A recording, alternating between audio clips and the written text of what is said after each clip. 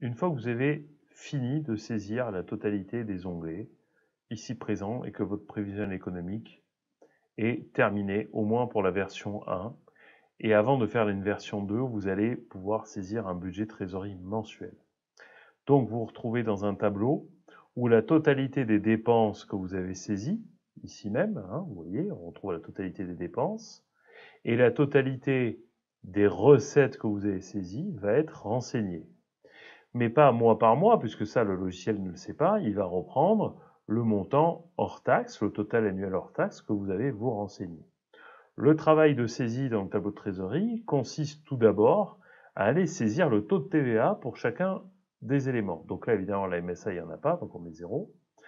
Et par défaut, vous voyez que vous avez 0, 5, 5, 10 ou 20. Donc, suivant ce que vous avez comme charge et comme produit, vous allez saisir les bons taux de TVA.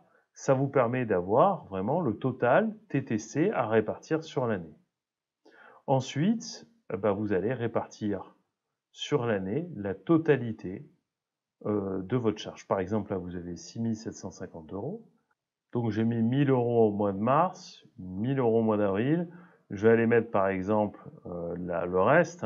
Combien je sais ce qui me reste en fait à affecter. En fait, il me suffit de survoler, vous voyez, la case qui est en violet, puisqu'elle n'est pas finie d'affecter, et je vois qu'il me reste 4 750 € à répartir. Donc là, par exemple, je vais les mettre tous ici. Une fois que j'aurai enregistré, la case repasse en vert, ça veut dire que je l'ai affecté en totalité. Voilà, donc ça me permet de savoir précisément si j'ai affecté ou pas.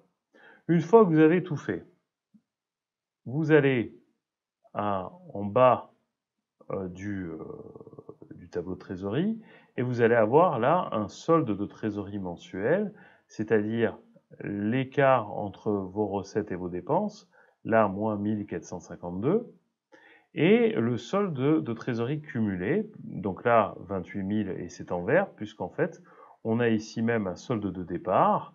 Donc si je mets 0 en solde de départ, ça veut dire c'est l'argent que j'ai sur le compte en banque en démarrant mon activité, souvent qui est lié à un apport personnel.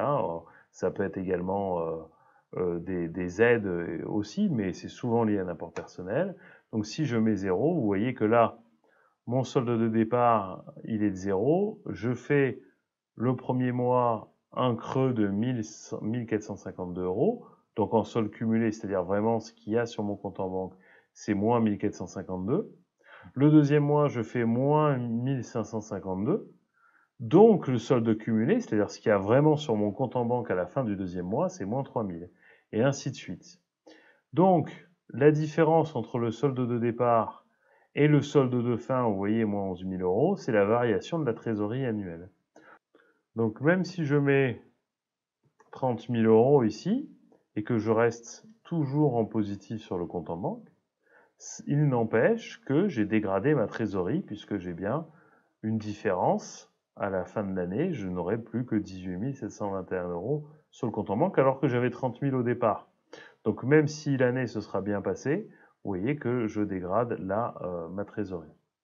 Donc je fais ça année par année, ce qui me permet, notamment quand je suis en création d'activité, de voir à quel moment j'équilibre ma trésorerie et de reprendre, si besoin, mon tableau de financement en rajoutant un prêt de ce qu'on appelle le besoin en fonds de roulement pour financer le démarrage de mon activité.